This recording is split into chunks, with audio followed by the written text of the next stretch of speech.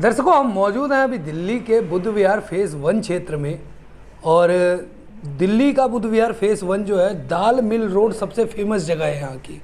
और दाल mill road पे ही आम आदमी पार्टी के कार्यालय में आज हम मौजूद हैं। आज हमारा आने का सबसे बड़ा जो मकसद है वो यही है कि आउटर दिल्ली में जो आज अरविंद केजरीवाल जी ने 50 नई लो फ्लोर बसों का जो उद्घाटन किया है, और मिडिल क्लास के लोग जो इस आउटर में रहते हैं उनके लिए सबसे बड़ा मील का पत्थर ये साबित होने वाला है, क्योंकि यहाँ के लोगों के पास में अपना कोई साधन बहुत कम होता है जिससे वो कहीं आ जा सके। तो वो लोग ऐसे सरकार से जुड़ी हुई जो ट्रांसपोर्ट की सुविधाएं होती है उसी पर निर्भर होते हैं।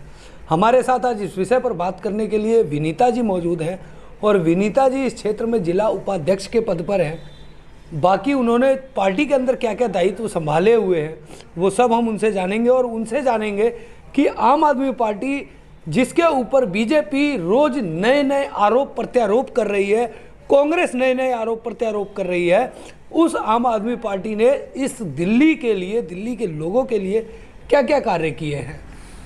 विनीता जी, सबसे पहले तो मैं जानना चाहूँगा कि आप अपनी पार्टी के अंदर, आम आदमी पार्टी में किस किस पद पर अपना दायित्व निभा चुकी हैं।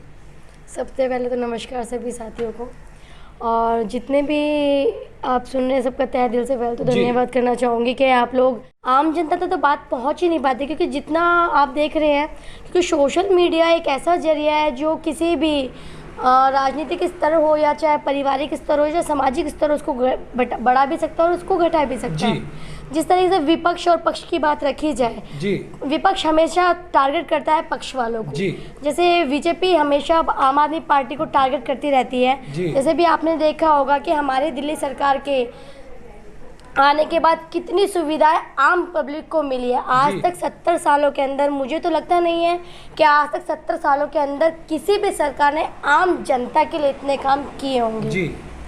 और सबसे पहला काम, जैसे स्कूलों की सुविधा, अगर बच्चा पढ़ेगा ही नहीं तो वो आगे बढ़ कैसे पाएगा। जी बिल्कुल। शिक्षा होगी, स्वस्थ होगा, पारिवारिक होगा, सामाजिक होगा, तभी तो वो आगे कुछ कर पाएगा। राजनीतिक तभी चल पाएगी जब सामाजिक में हम लोग स्वस्थ रहेंगे और हम शिक्षित होंगे। शिक्षित परिवार ही आगे सदस्य हो सकता है। जी बिल्कुल।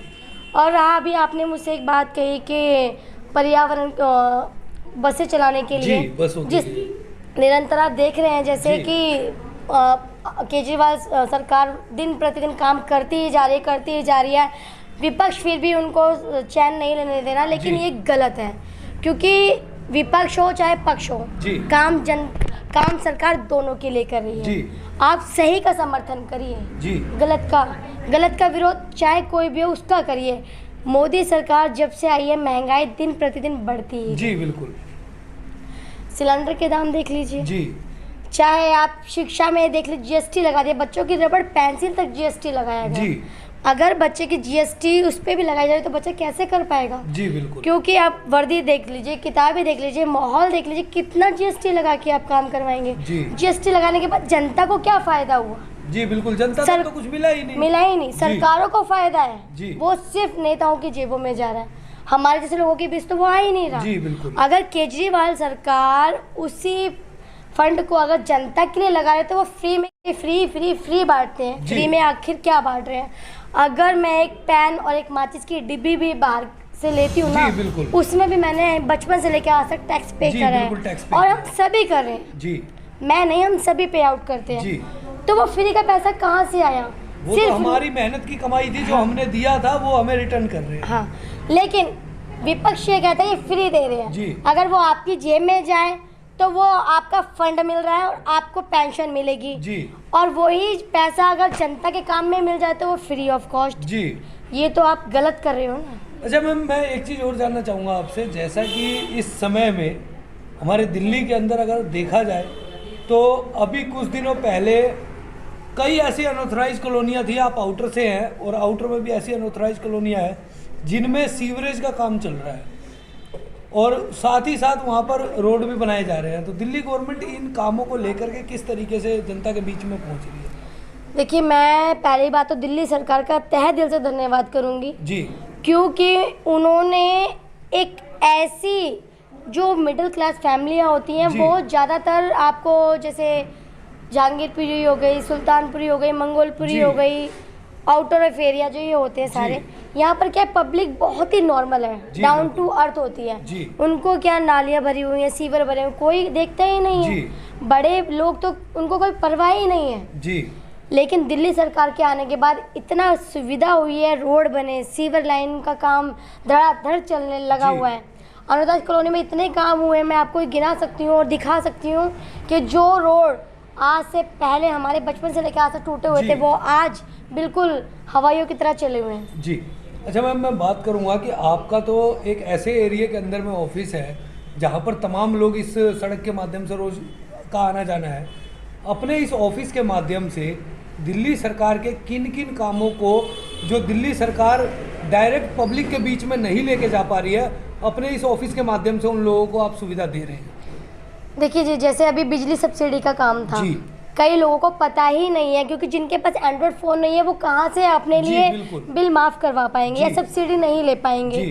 तो दिल्ली सरकार ने सबसे पहला एक हम सभी कार्यकर्ताओं को बुलाया, मीटिंग करी कि आप सभी लोग जनता के बीच में जाओ, बूथों पे जाओ, ताकि आम पब्लिक के बीच में ये सुविधा आ सके। क्योंकि बड़े लोगों को तो कोई मतलब ही नहीं है सब्सिडी मिले या ना मिले, क्योंकि उनको तो पक्ष और विपक्ष हमेशा ही टारगेट करना है, सिर्फ उनको और कुछ काम। वो उसको मैं गर्व से कह सकती हूँ कि मैं उस सरकार से बिलोंग करती हूँ, सरकार में हूँ मैं आज।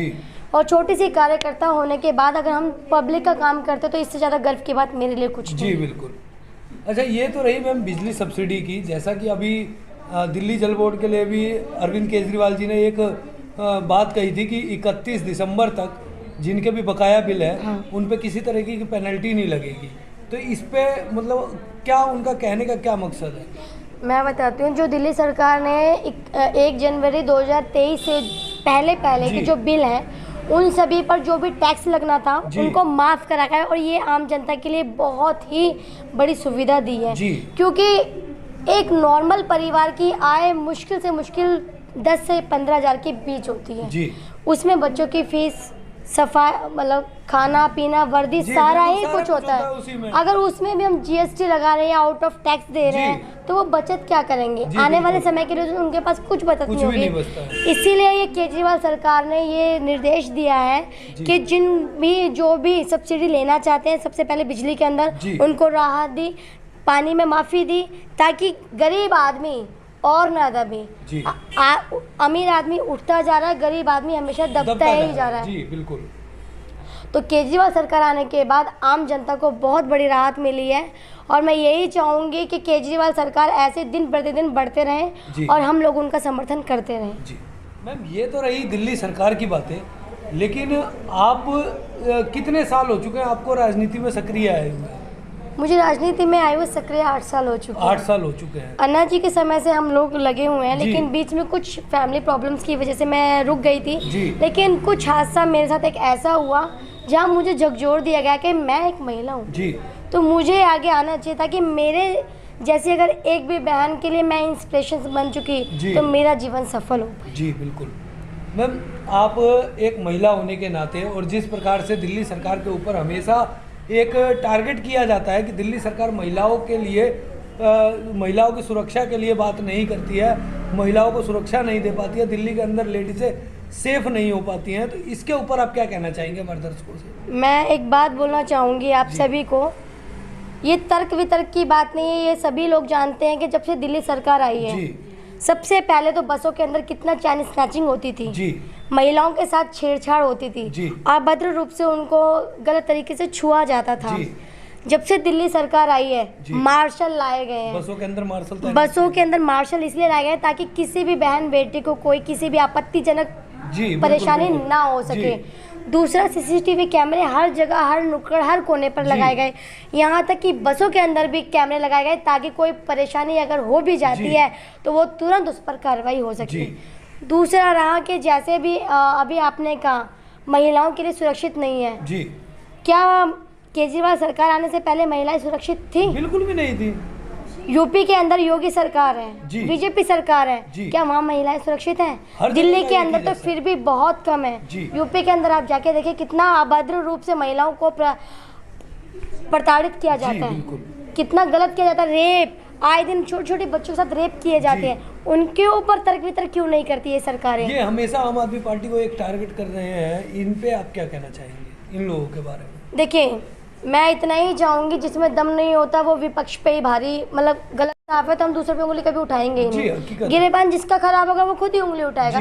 यही विपक्ष का हाल है, क्योंकि वो खुद तो कुछ कभी काम कर नहीं सकते, और जो काम करता है उसके बीच में टांग अड़ाते हैं। और यही बहुत ही शर्मसार करने वाली घटना है, जो मैं बोलना चाहूंगी। अभी नगला के अंदर एक 9 साल की बच्ची के साथ रेप कांड हुआ था, उसके अंदर किस सरकार ने काम करा? सिर्फ आम आदमी पार्टी सरकार आगे आई थी, क्या बीजेपी नहीं थी? बीजेपी केंद्र में सरकार होने के बाद, केंद्र शासित होने के बाद भी उसने क्या करा? क्या महिलाओं को सुरक्षित के लिए करा? दिल्ली सरकार लगी हुई है, स्वाति मालीवाल जी हमारे राष्ट्रीय अध्यक्ष हैं महिला आयोग से। किसी भी बहन बेटी को आधी रात को भी कोई भी परेशानी होती है, वो उनको फ़ोन करते हैं, उनके महिला आयोग में तुरंत गाड़ी आती है। और हम लोग दिन प्रतिदिन निरंतर काम करते हैं, क्योंकि मेरी एक NGO बेटे फाउंडेशन, और हम लोग, हमें पता है हम किस तरीके से काम करते हैं। बिल्कुल। तो मैं बिल्कुल सख्त खिलाफ हूँ बीजेपी के, और जो भी हमारा विरोध, हमारी पार्टी का विरोध करते हैं। बिल्कुल बिल्कुल। अच्छा दर्शकों, हम मौजूद है विनीता जी के कार्यालय के अंदर, और मैं आपको दिखाना चाहूँगा, जैसा कि कल करवा चौथ का त्यौहार है, करवा चौथ के त्यौहार को देखते हुए विनीता जी ने अपने कार्यालय के अंदर ये मेहंदी कंपटीशन रखा हुआ है, या कहें तो जो यहाँ की सुहागिनें महिलाएँ हैं, लड़कियां हैं, वो आकर के यहाँ कार्यालय में मेहंदी लगवा रही हैं अलग अलग डिज़ाइनों से। हम उनसे भी जानेंगे कि ये जो मेहंदी प्रोग्राम इन्होंने रखा हुआ है, इस प्रोग्राम में आकर उन्हें कैसा लग रहा है, और विनीता जी उनके क्षेत्र में किस प्रकार से। विनीता जी के कार्यालय में हम मौजूद हैं। विनीता जी इस क्षेत्र में किस प्रकार से कार्य करती हैं? हम बहुत अच्छा काम करते हैं यहाँ पर जी। हाँ जी, और ये जो आज का जो कार्यक्रम है वो लेडीज़ों के लिए रखा है, ये स्पेशल लेडीज़ों के लिए रखा है। हाँ जी। ये लेडीज़ों को पिछली टाइम भी कहते हैं, जो तीज का फेस्टिवल वो भी इन्होंने रखा था, तीज पर भी इन्होंने रखा था, और आज करवा चौथ का जो कल का प्रोग्राम है उसके लिए इन्होंने रखा था, स्पेशल रखा है। हाँ जी, ये लेडीज़ों को कुछ ज़्यादा ही आगे बढ़ाना चाहती है, उनके लिए प्रोग्राम रखा है। ओके। विनीता जी के कार्यालय में जो लेबरों के लिए कार्य होते हैं, क्या वो हकीकत में कराते हैं या सिर्फ पोस्टरों में? होता है सब यहाँ पर, होता है यहाँ पर, आपने खुद देखा हुआ है। इनके द्वारा किए गए कार्यों से आप कितने सहमत हैं? अभी तक तो हमने सुना है, देखा है, जितना सही है सब कुछ, लेकिन बहुत मतलब अच्छे हैं ये, इनका नेचर बहुत अच्छा है, और बहुत ही मतलब इन्होंने अभी थोड़ा कैंप भी लगाया था आधार कार्ड का, तो बहुत अच्छा काम हुआ है। हाँ जी, बहुत अच्छा लगा। हाँ जी, हाँ जी, फ्री में सबको लग रही है। हाँ जी, हाँ जी, जितनी मतलब आ जाए, जितनी ज़्यादा से ज़्यादा आ जाए, फ्री में लग रही है, और फ्री में ही लगा। हाँ जी। विनीता जी को आप कितने सालों से जानती हैं? मैं विनीता जी को पिछले 2 सालों से जानती हूँ। जी।